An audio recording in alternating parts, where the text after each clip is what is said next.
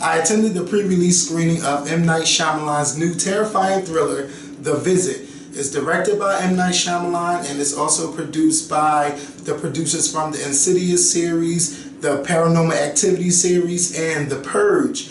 I don't know if that's scary enough for y'all, but let me tell y'all, I enjoyed this film. It's about a brother and a sister who go visit their grandparents in a Pennsylvania town, a suburban Pennsylvania town. And when they get to the grandparents' house, everything seemed normal until lights out at 9:30. Do not leave your room. Now, I know if you're a teenager, you're not used to going to bed at 9:30, but these grandparents, like, everything shuts down at 9:30.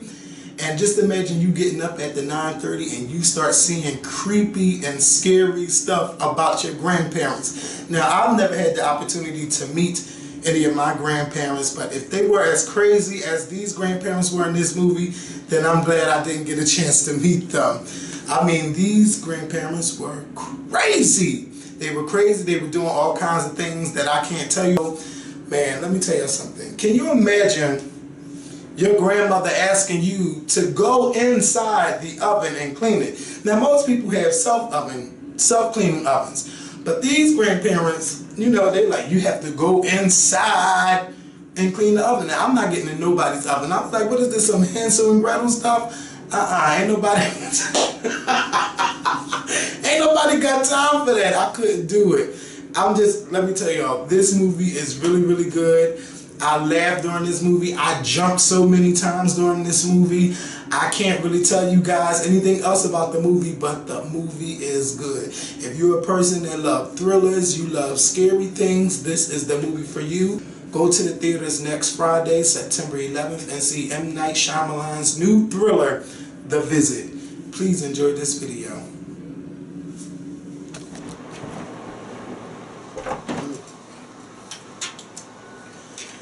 Hey, what's going on YouTube? It's Kevin and Makael. You guys gonna have to excuse me today.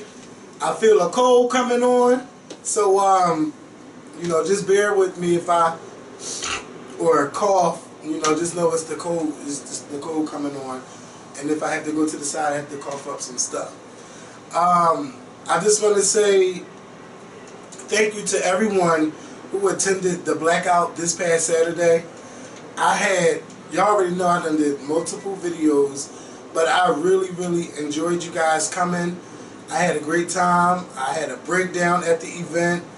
I just met so many upcoming bloggers. It was so great to meet you guys. And I want to say for the next event, which is already in the beginning stages, you know, for the other bloggers, I hope that you do try to attend. Even those that feel like I'm not big enough to come, you should come, because it's a big networking opportunity to meet other bloggers. Like I didn't hear of a lot of them, but excuse me, oh my god, this is going to be a mess. But I enjoyed them. And I want to give a shout out to Candy again, because Candy put that together and she did a great job. Shout out to all the bloggers that attended. Just shout out to everybody, because we had a successful event. And I don't care what anybody says, there were no bad things going on at the Blackout. People were writing stuff what was that was bad stuff? You know, I went to Justin J's Twitter, Instagram, shout out to Justin J. And people were just saying like all of this negative stuff. I'm like, if you feel I was too big to take a picture with you, that means you didn't come to me at all to take a picture. They were saying about you or him? About me. Because I took pictures with everybody. The only time I didn't take a picture was when I had my breakdown after we did the Q&A. And I got my niece and I got Courtney, and I was like, can y'all just take me outside right quick so I can get myself together. I took pictures with people with tears. Mm-hmm. Mm-hmm. It's the truth. It's the truth. Yes. It's the truth. I had to go outside to get myself together, but I still took pictures with people with tears in my eye, and I apologized. I said, I'm sorry if I don't smile. I just can't smile when my emotion is somewhere else. It's like, I was just overwhelmed by the love and support by you guys. Like at 3:30, now you know when we have our blackout, our barbecue, it takes a while. At 3:15, that place was packed. And I just like, oh my God. And I was just, I just really enjoyed it. And I enjoyed speaking to you guys. The stories that I've heard. One of the girls I remember meeting in Baltimore at the Chris Brown concert, and she came, and after we did the Q&A, she just started talking to me. She was just telling me her testimony, and she was just saying like how she didn't want to go on with her life. And it was just, that really touched me. It was so many people telling so many stories, and the man that broke down on the stage while they were on their way to the Blackout, but they were just so determined to get there. So shout out to them. And if you made any videos, please make sure you tweet me on Twitter so I can retweet your video and watch your video and subscribe to your channel. Also, there's something else I want to say. Pictures, please email them to me at the Scorpion at thescorpionshow.com. Please, again, thescorpion at thescorpionshow.com. I would like to have those pictures so I can post them on Facebook. And if you made a YouTube video, just tweet me on Twitter so I can see the video. And thank y'all to those that came to Bojangles with me, because y'all know I was going crazy a couple weeks ago, and there was a Bojangles right down the street from the Blackout. So we went there, and we went to the Daiquiri Factory. I didn't really do any clubs.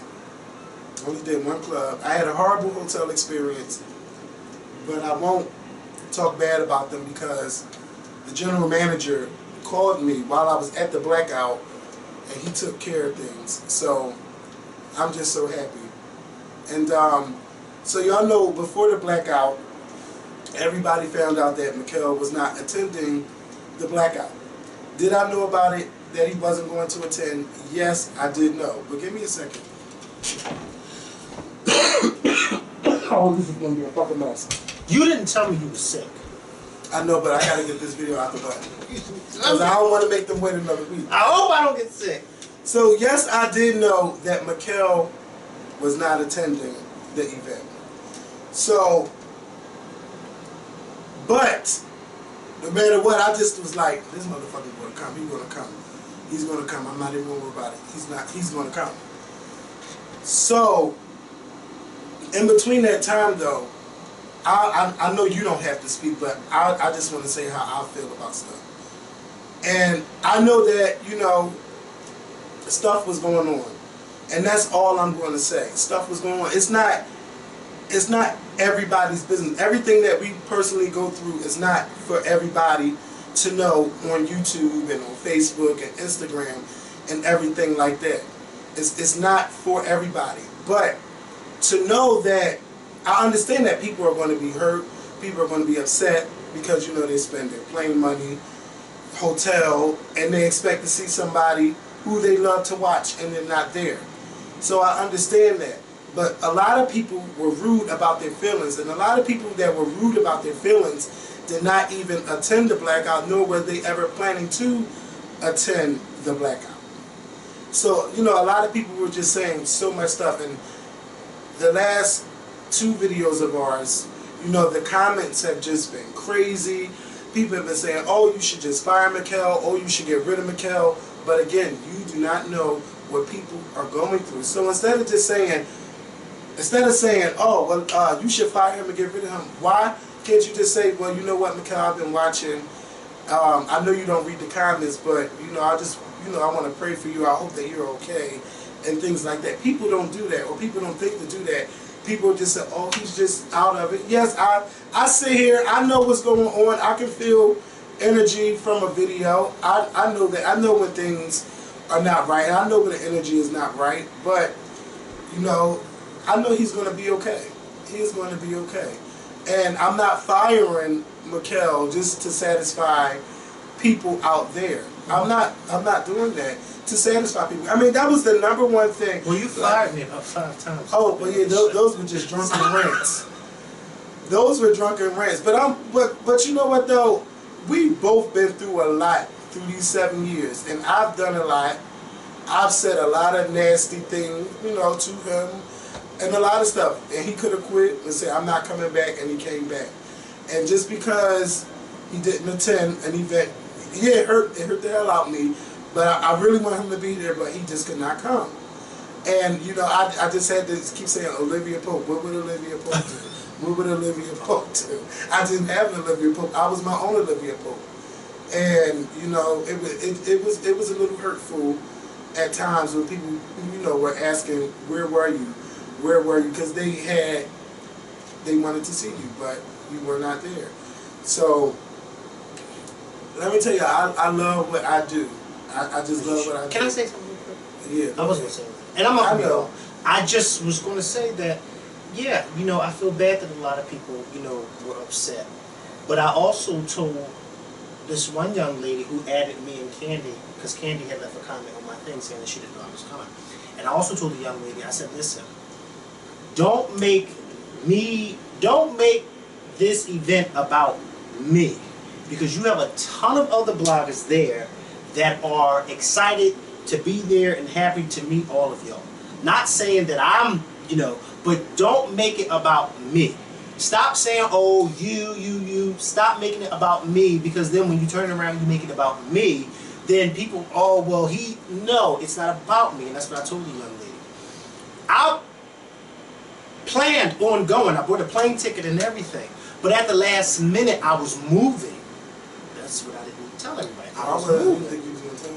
Well, yeah, I was moving. And then at the last minute, I couldn't move. Now, it's nothing bad, like, it's nothing financial or anything like that. I just couldn't move at the last minute. I said, you know what, I'm just going to give it a little bit more time before I move. And by then, I was just like, you know what, I haven't... Now, some people, Kevin and I are a little bit different. Kevin can just get the fuck up and pack his bag and be like, bitch, I'm out. Deuces. Me, I'm a little different. I got to plan ahead. Like, damn, what the fuck am I going to wear? You know, what am I buy? Where the fuck am I staying at? See, Kevin don't have those issues, because Kevin can call somebody and be like, bitch, I'm staying at your house, and that's that. Me, I'm a little different. I don't like staying at people's houses. So he and I are a little different. So I didn't fully plan the trip the way I wanted it to be. So, yes, Kevin knew everything, so I'm thinking like, well, damn, like, these people are really, you know. So when a lot of people are like, well, it's a shame because you didn't tell Kevin and Kevin didn't know. And I was like, well, you know, why would I not tell Kevin that I'm not coming? It doesn't make any sense. But that's what people thought. But yeah, that's what the situation was. And I, you know, it's, you know, I'm so happy. I'm just so happy that the event turned out nice, because Amber came back and Amber was like, it turned out so nice, like it was a nice crowd. And I was like, great. And I was telling her, I was like, you know what, next year, God willing that I'm able to attend next year, but I was telling her, I was like, I really seriously think that's what we are planning. Yeah. On the same fucking page. See? Don't get sick. Don't no, get sick. No. Bitch! I have to wash my fucking hands. So anyway, yes. So I was already pre-planning, like, okay, this is what it's going to be. But, you know, it's crazy because people, you know, they don't realize that once the camera goes off, that everybody is on the same page, everybody's communicating, everybody's thinking of the same stuff to do. But then people think, oh, well, no, that's, you should have did it this way, you shouldn't have told me, or you should have said this. And I'm thinking, like, I don't even answer to my mother and father because I'm grown, so why I gotta answer to you? I don't. But, you know, I felt bad that there were people who actually attended, like Kevin said, because there were a lot of people who weren't even going. And there were some people who told me, I ain't planning on going anyway, but I just think that was wrong. And I'm thinking, well, why the hell you got something to say? You're not even going. And you probably didn't even contribute to anything.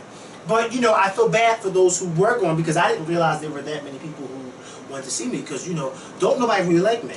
Because we discovered on the last video that Kevin is this big celebrity. So I think people like me. I'm like, why would somebody want to see me? You tried it. No. See, and let me talk about it. No, but listen, that was true. Wait, I'm not finished. I'm not finished. You know, I didn't know. I didn't know people like me. I thought I was like the underdog in the group. You know, this is Beyonce, and I'm Ferris. So I'm like, okay, well, you know, I don't want to see me any fucking way. But then I got all these messages, bitch, rip. So I'm like, okay. But anyway, yeah, I think next year is going to be a really good year, because I really do believe that instead of the Scorpion show, as a matter of fact, I think that this event right here, the Blackout, is something that it's just the beginning of a bigger event.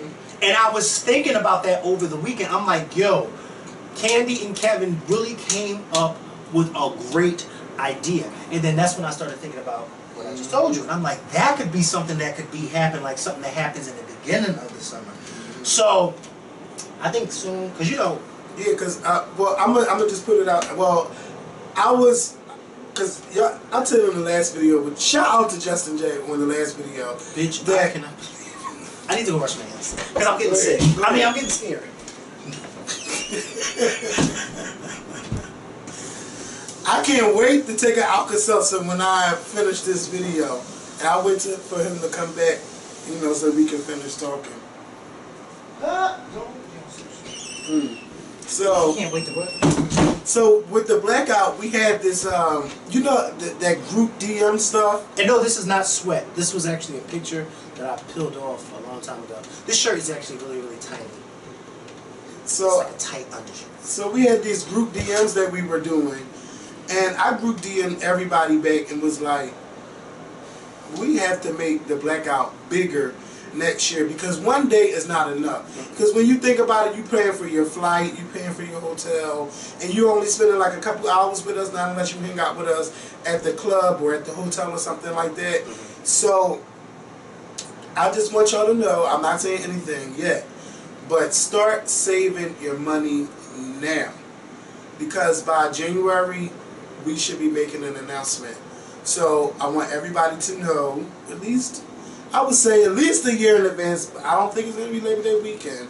But start saving your money now, because we are going to do something big.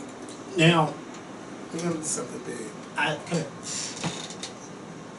don't know how you're going to do. I don't know who's all going to be involved. So, but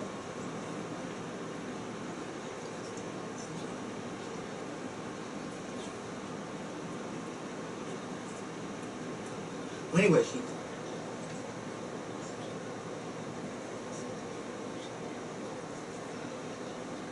I believe that you should think. Cameron, he's coming with us next month. Yeah, from Baltimore. Yeah. Him and his friends are coming with us. We're gonna have a good time. Yes. That's gonna be my vacation. Cause I need one. Yeah, I'm tired of him. I'm tired of y'all. And I haven't been on vacation in 3 years. I'm tired of y'all and him. So I need a vacation. Let me tell you something. Let me tell you something. When I go on vacation, there's not gonna be any videos popping up. You'll be lucky if you even get a picture on Instagram, because I'm going to be on vacation. I had to get those videos in. It was I'm sure you did, but I'm just saying, me, you ain't even going to see. Y'all going to think I passed away somewhere. What happened now? Because I'm going to be gone. When I tell you I'm tired of y'all, I'm tired of y'all. I know one thing, you won't be able to put in no Instagram posts.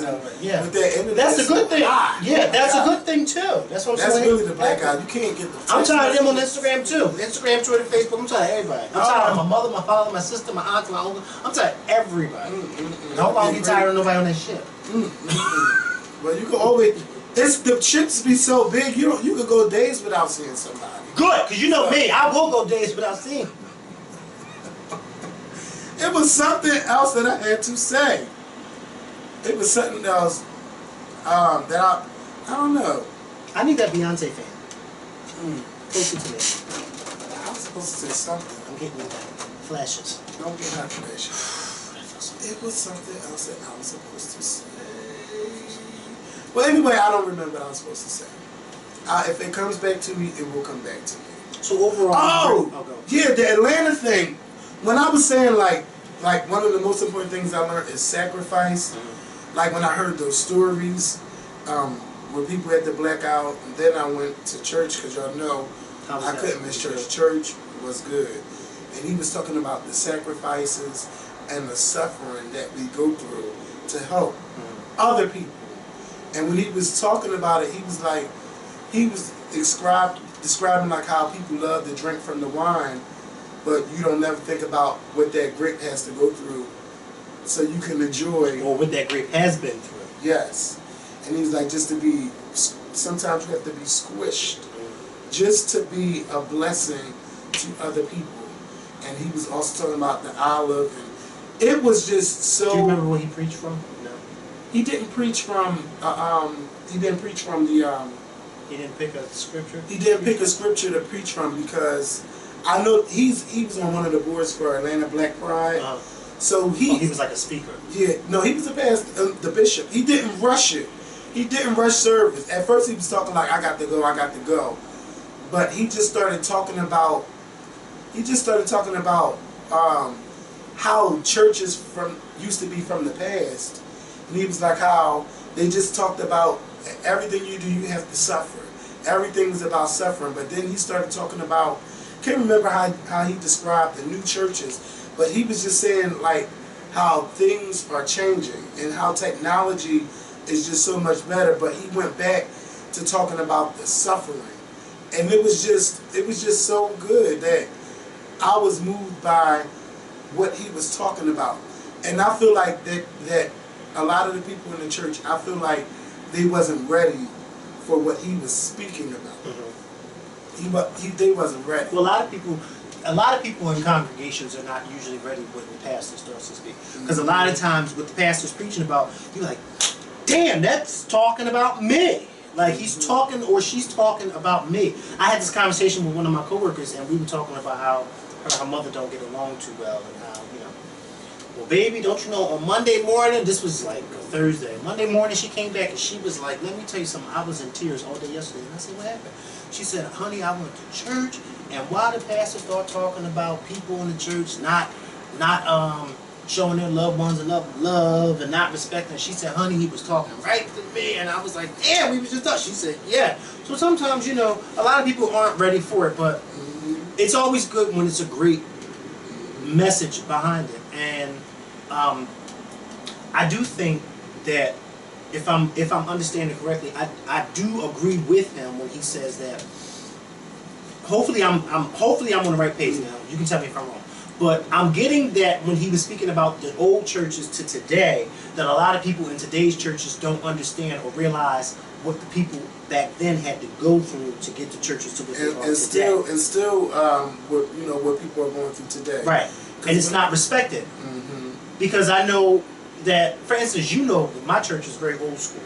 Very old school. We ain't come up to the 21st century yet. We haven't. I'm working on it, but hey, I'm just one person. But I've noticed that a lot of people of today don't respect that type of church.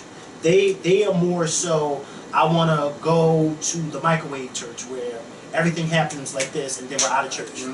You know what I mean? Like they don't want to actually sit and listen and get the word. They want to actually, all right, I want to go to church so I can say I was there, tweet some pictures, put them on Instagram, I was in church, and then bam, I'm home.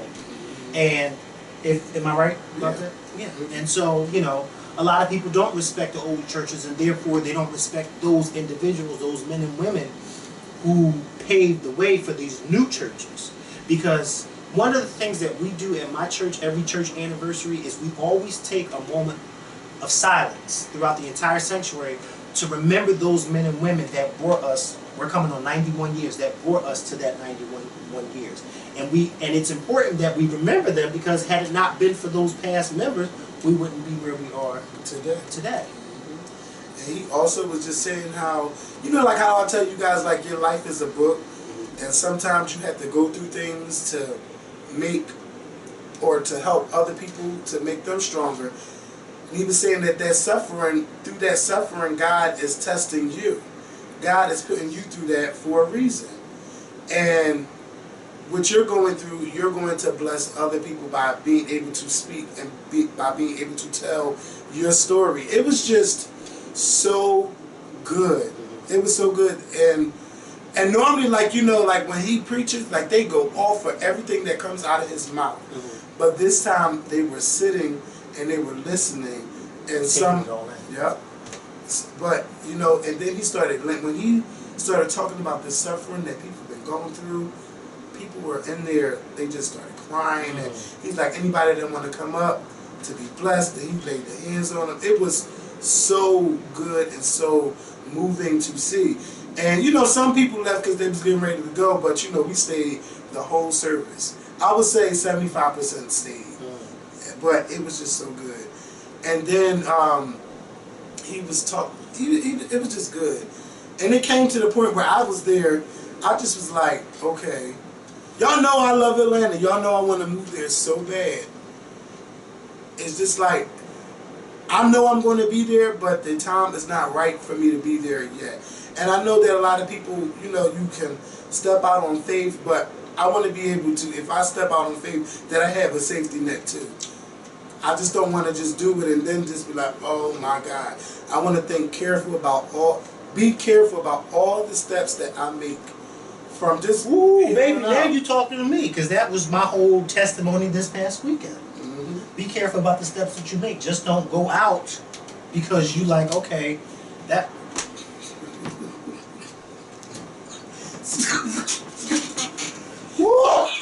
See, if you pay close attention, if you pay really close attention, God will speak to you through other people. And who would have thought that God would be speaking to me through him? It's the truth. That was my whole thing this whole weekend, this past weekend. Well, you knew that, but I'm y'all know we just now that we're past it. Oh my God, that sounds like that would have been a good thing for me to hear. I wish I would have heard that.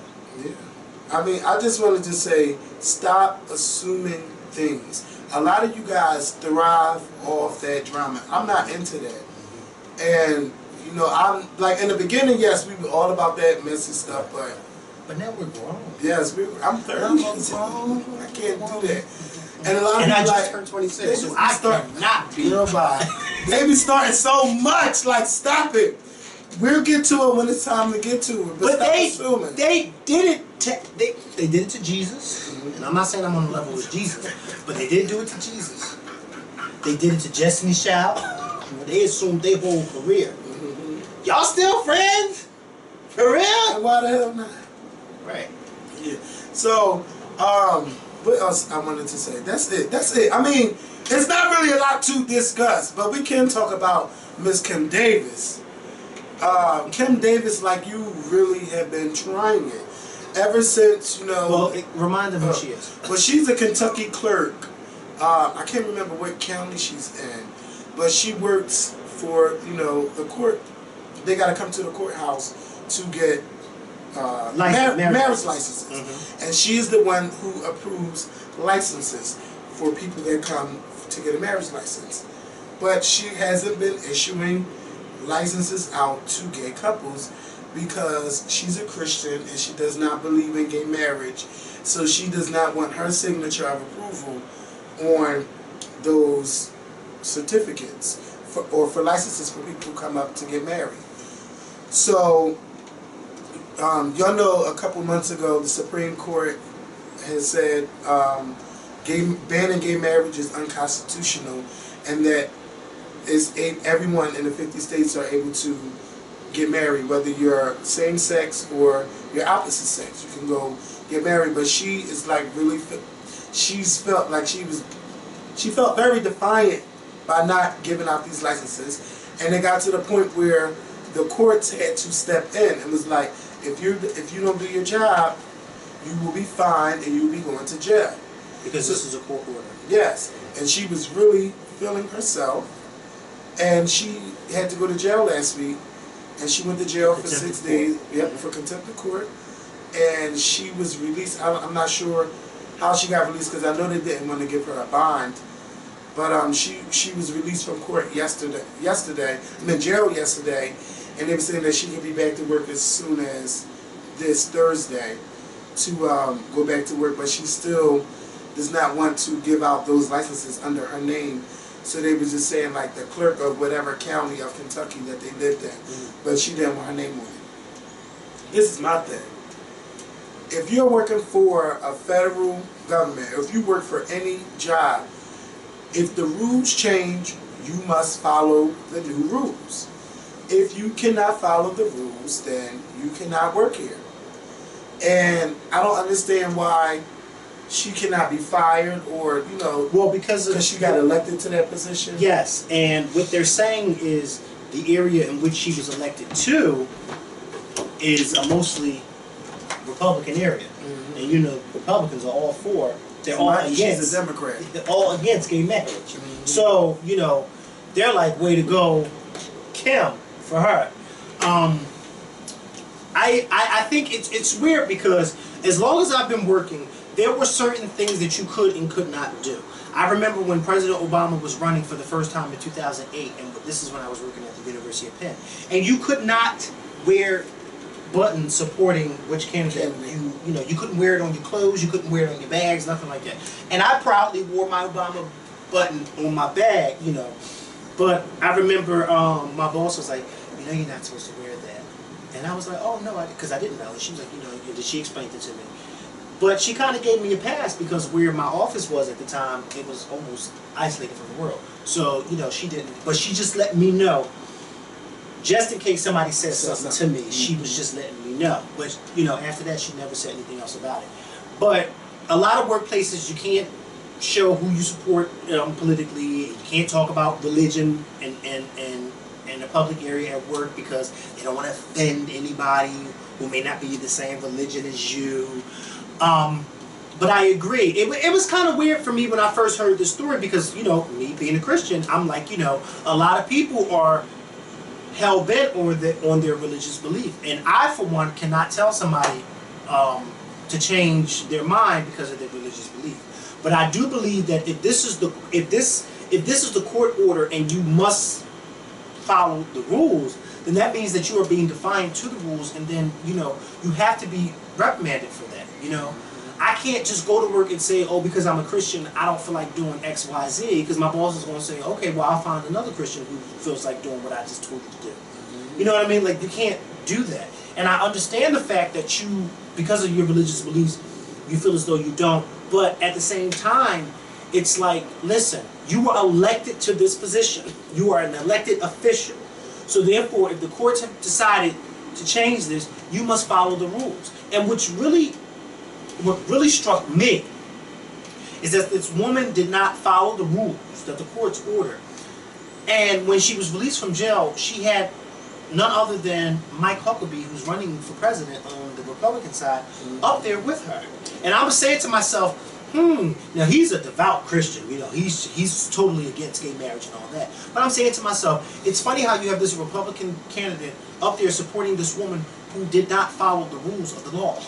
So I wonder if Mr. Huckabee, if I decided not to follow the rules of the law, would you be up there standing with me? You know what I mean? Like, I felt as though something like that, he shouldn't have been up there. I think he should have supported her from the sidelines. But don't stand up there with her. Talking about, oh, well, take her out of jail and put me in for her. Or I'll do 8 years in jail and all this and that. But like, Mike Huckabee, do you really think you'd be elected president in this country? With that type of... No, I don't think so. I don't think so. And I'm not saying that because this is a gay panel. I'm saying that because this is the way things are today. Times are definitely changing. And society is becoming more accepting. Of course, society has a long ways to go. But for the most part, they're becoming more accepting. And what I've discovered is that even though you have people out there who may not agree with the lifestyle, they still don't agree with how certain people treat people that live that lifestyle, if that makes sense. For instance, I know I had spoke about a few years ago, I had spoke about when President Obama had came out in support of gay marriage, and I had spoke about my pastor had said something, where as though he's not, he doesn't agree with gay marriage, but he would never tell somebody, just, his whole thing was, I don't agree with gay marriage, and so therefore, my religious belief is, no, I'm not, that's not what I agree in, but I'm not going to, look down on you. It's just not what I agree in. Well, recently at my church, my pastor appointed openly gay man to the deacons board. And one of our deacons left the church because of this. And I told you the story. And, my pastor's whole thing was, yes, this guy is gay, but, he's a servant for God. And one thing we as Christians must learn is that we cannot judge people because that is not our place. We have to leave that to God to do that. And it's funny because I have discovered that if you've noticed, I don't know if a lot of, but if you notice, there are a lot of gay people who not only attend church, but they are working in the church. They are more active in the church than some of these heterosexuals. You know what I mean? And so if you have that, then why would you dismiss that? Why would you just say, oh no, I can't have you do this because of your sexual preference? Well, that's not my place to judge. You got to leave that to the man upstairs to judge them for that. But what I can do down here is give you an assignment and hope that you fulfill that assignment in which that you were given. But other than that, all that other stuff, I leave that to the man upstairs. And I was proud of my pastor for doing what he did. I was proud of him for doing that. You know, it just goes to show you that you still have a lot of people out there that just strongly disagree. But you do have some people out there who are like, listen, we are all God's children. No matter if you're black, white, gay, straight, we are all God's children. And how can I be a man of God and tell somebody, oh, you can't do this in the church because of your sexual preference? Because what'll happen is that'll turn somebody away from the church instead of bringing them into the church. That'll turn them away from the church. And then what also will happen is, oh, I don't go to church because they always gay bash. And you're like, no, that's not always the case. And that's what I try to explain to Uncle Danita, but she didn't want it. You know, because she was hell bent on believing that all, you know. That's why I always wonder, like, where do y'all go to church at? Where y'all go to church and people say the stuff that some of them say. Like when you said about that lady who they kicked out of the church because she couldn't afford to pay tithes. I mean, why y'all go to church at that people do stuff like that? Because I don't go to a church like that. I think it's good to pay your tithes, but if you should pay your tithes. But if you can't pay your tithes, damn it, I'm not going to scold you for not doing that. I don't know your financial situation. And like we were speaking yesterday, it's funny that we said that, and then I'm gonna move on.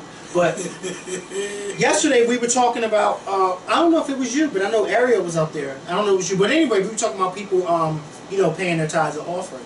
And I said, I was saying that, you know, a lot of times back in the old days and even today, because they even do it at my church, a lot of times people who can't afford to pay their tithes that particular Sunday, they still walk around and they'll just touch, touch the plate, you know. That's what a lot of people do, because yes, there are some people who can't pay their tithes, and because somebody's touching the plate, I ain't gonna sit there and say, oh, guess what, he ain't paid. No, because I don't know his financial situation. I don't know her financial situation. That's why I don't understand when people say certain stories about certain churches. I'd be like, and you still sit in that church? Because I'd have been left alone. Yeah, the pastor this Sunday, he was talking about people paying their tithes, and he was just saying, like, if it's hard for you, he's like, you know, if you could put something in there, just put it in there. He was like, even if you was planning on using that $20 for the club, put it in there and see how God blesses you. And you know what the thing is? Like when you give your last, God will bless you, not just with money, but it could be something that you need.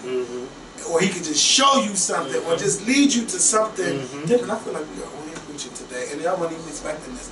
But it was just, he was just so good. He was like, who was up here? He had everybody. He's like, if you putting up your last, or if you know you really can't, but you're still putting something in there, put your hands up. And you know, he walked around just praying for everybody that, you know, was doing it. It was, I really enjoyed church on Sunday. And I enjoyed, and you know, I put my tithes in. I owe a lot of time on back paying on tithes. But I know for sure, when I moved to Atlanta, I am joining that church. Because every time I go there, I go to Atlanta, I go to that church. It's something about that church that just moves me when I go. So I wonder, I was about to say, I don't even know if you really have to live in Atlanta to join. You can. He was saying, like, if do they do it online?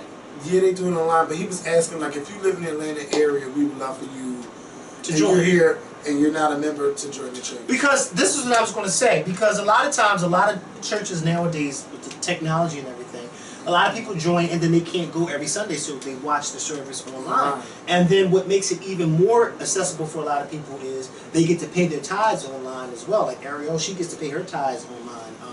Me, I'm more so, I got to have my ass in the church, you know. But to each his own. If you can't make it to church, pull it up online and get the word from there. That's why I'm saying I don't really think you gotta, you know, you can join and then if you don't look, you watch it online. And then when you go, you go. And I think they probably want you to go to some classes and stuff, or like new membership classes and all. Yeah. Oh, yeah. I mean, but I'm sure there'll probably, if you speak to somebody the next time you go, there'll probably be some type of exception for you.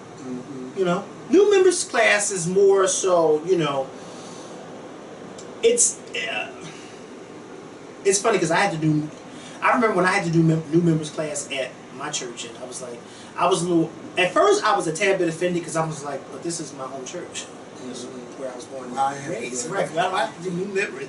But then I had to realize that you can be a part of a church all your life, but if you don't walk in the aisle and join, then it's like, you know.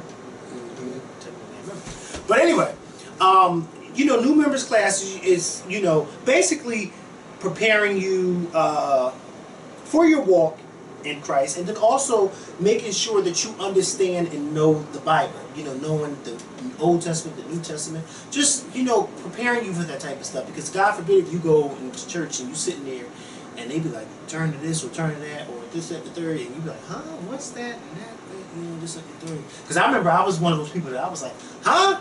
And now I'll be driving down the street and I'll drive past the church and I'll see Mark something 26 and I'll let me see, and I'll just start reading. That's how I am now. So it's a fulfilling thing when you get saved and give your life over to Christ. It is a beautiful thing, and it's also a beautiful thing when you go to a church where you are accepted, because everybody in that church has a story, and ain't nobody's story greater than the others. And of course, you got a lot of people who out there says, well, you know, well, the Bible says you ain't supposed to be this. Yeah, but the Bible also says you're not supposed to judge. I like how you grab this, but you don't grab that.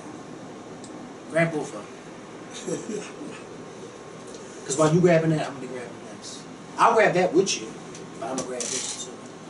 So I know you had in your notes about the PrEP pills. I saw this last week, and I thought this was very interesting because I was like, I didn't even know about all that. Well, anyway, no, I didn't know about all. I didn't know about that at all. But anyway, so last week I'm doing like this news surfing on CNN, and I come across this story about this HIV prevention drug, 100% effective. Latest study shows, and this is a. I'm gonna read you a little bit of it. A study published Tuesday in the journal Clinical Infectious Disease showed the controversial daily pill PrEP prevented HIV infection in all 657 patients who took it for 2.5 years. 2.5 years. The Food and Drug Administration in 2012 approved a fixed dose treatment of, I can't pronounce this word, forgive me, and I can't pronounce this one either. These metaphors are really big. I don't even want to mess those words up. Emtricitabine and that makes tenofovir. Yeah, well, hey. Sounds like something from Star Trek. Well, anyway, for people who do not have HIV but may be at risk of contracting it, those antiviral drugs compromise PrEP, sold under the brand name, this one, which can keep HIV infection at bay when individuals is exposed from injection drugs use or unprotected sex. Now, this is the thing about this. So they have this drug, apparently, that, you know, prevents HIV, and it's been tested in 657 people over the past 2 years. My thing is, okay, so you mean to tell me 657 people were having unprotected sex for 2 years and while taking this pill? Because that seems a little risky to me.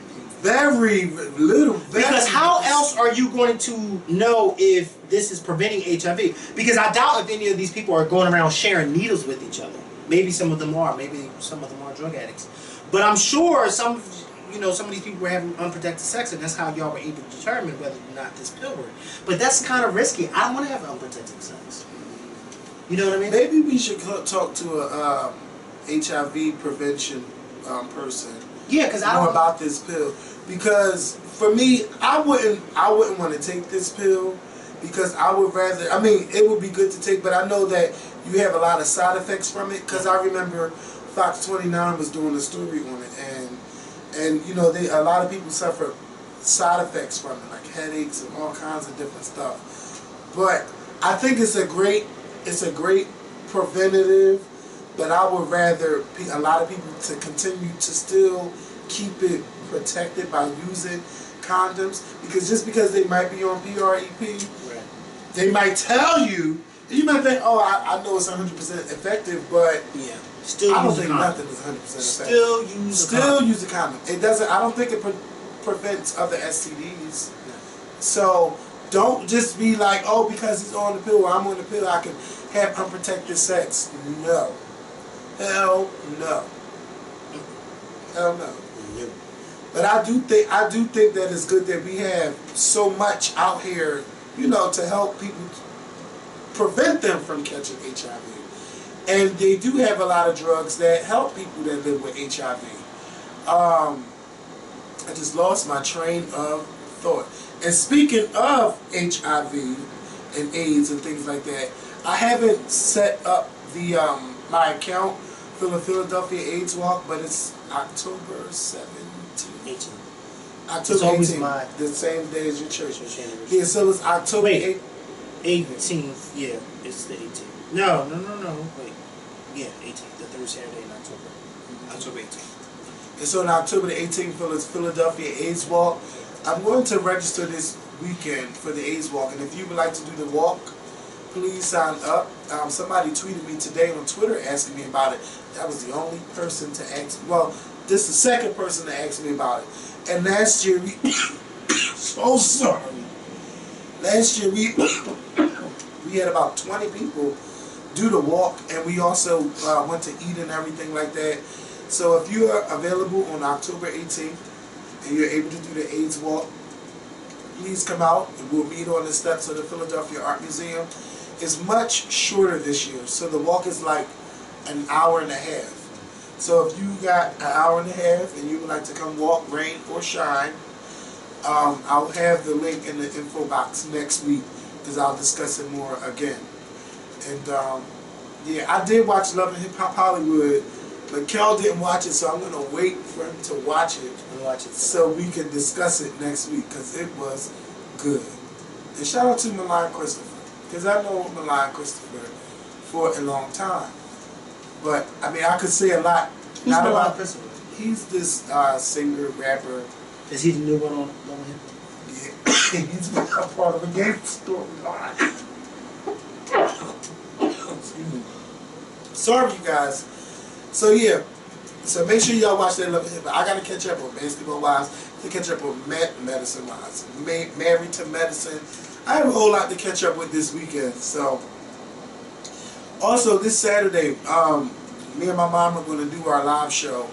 We're gonna try to do it like around 4 o'clock on Saturday. I'll leave y'all more information in the more on Instagram, Facebook, and Twitter and everything like that. So thank y'all for watching today's show. I hope you guys learned a lot, got a lot from it, and know not to keep assuming things about people. Oh, this isn't the last time. Oh, they'll do it again. Yeah. But I want to say something. Oh, go ahead. Yeah. Sign up to Uber today using my promo code Makael M. When you sign up using Makael M, you get your first ride for free. So sign up today using Makael M. Okay? And if you don't use it because for some odd reason you just don't feel like using it, or you already have your own Uber account, or you just don't like me, that's fine. Pass it along to your friends and family so they can get it. And I want to say thank you to everyone who signed up for Uber, because I got a lot of free Uber rides this week. Let me tell you something. Thank you so much. Can I just say this? Yes. I want to say thank you to you guys too, because I need to stop driving my car, because I can stop driving my car all the way from now until December. For the next 3 months. Well, that'll save you a lot on gas. Yeah, that's why I said I should stop driving. And did y'all see The View? Did they come back on yet? Yes, it came back yesterday. Was it is good? It is good. It ain't Raven's quite not yet. here. Yes, she is. Oh, she is? Yeah, the Cameron is not going to be on the show regularly until like November, December. Why? Because she's filming Full House. Oh, okay. But Fuller House. But she was there. Well, that's good, because that comes next year for election. They knew what they was doing by getting Joy back. Yeah. Because Joy goes off in election season. Yeah. But Paula Ferris, her and Whoopi are going to go in. She is going to get into it with somebody before October. You watch, because it's testy already. And Michelle Collins, she be getting raving together like, you going to let me finish? Well, I'm trying to finish. If I could just Wait, finish what I'm saying. I wonder if it's on YouTube yet, because I know you can go on ABC and watch it, but I can't remember my ABC password. And one of them are going to get into it with Whoopi, and it's going to be Paula, because Whoopi has still got that I am the boss attitude, and what I say is what I say. You know. Yeah. You know all about that. So. Yeah, I bet. And then Wait, but they come on September 3rd? Yes. So this is it right here? Wait, Oh yeah, that's the whole episode. But I'm gonna make sure this is the right episode. This is it. I gotta wait till it's this long.